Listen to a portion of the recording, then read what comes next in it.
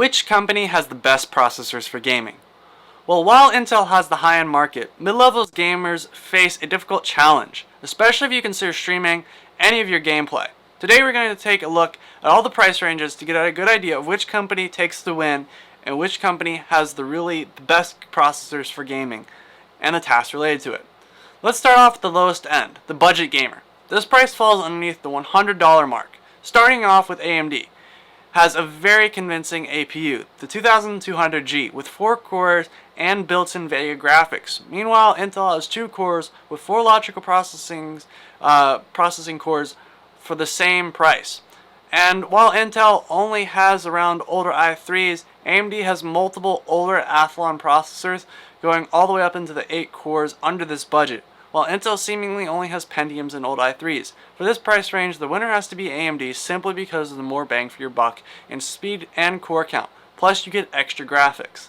Now, I understand, the i3s do have built-in graphics, but not to the same level that we see in the Vega built-in graphics.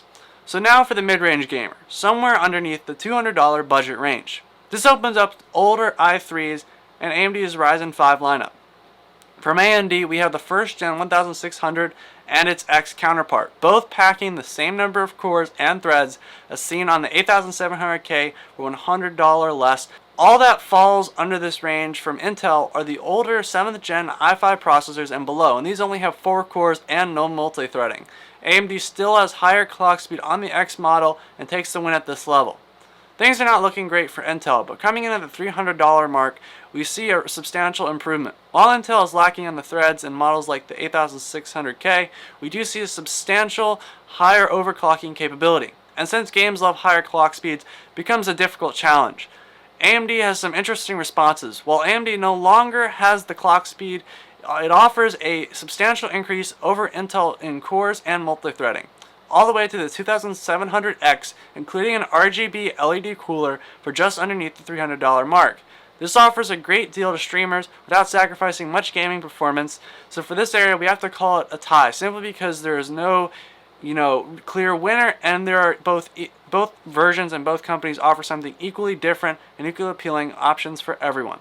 So finally, for the top range, the 8700K and the 8086K, without a doubt, from Intel, are the best processors for any person just doing gaming at this point, not to mention content creation, streaming, any of those other options as well.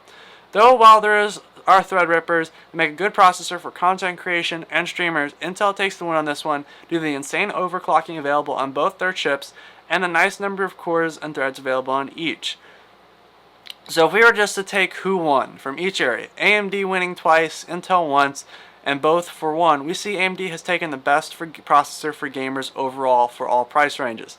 Now, I'm not saying Intel doesn't have some extremely appealing options, and if you have the money for a high-end processor, they are clearly the best. But not everyone does, and this shows that AMD is putting in the work for the lower-end gamer to have options and enough to game. So fanboying aside, tell me down in the comments below on what your thoughts are on today's video. Drop a like if this helped you in any way, and of course check out our Discord in the description for any tech-related help or questions. Thanks for watching, and as always, goodbye.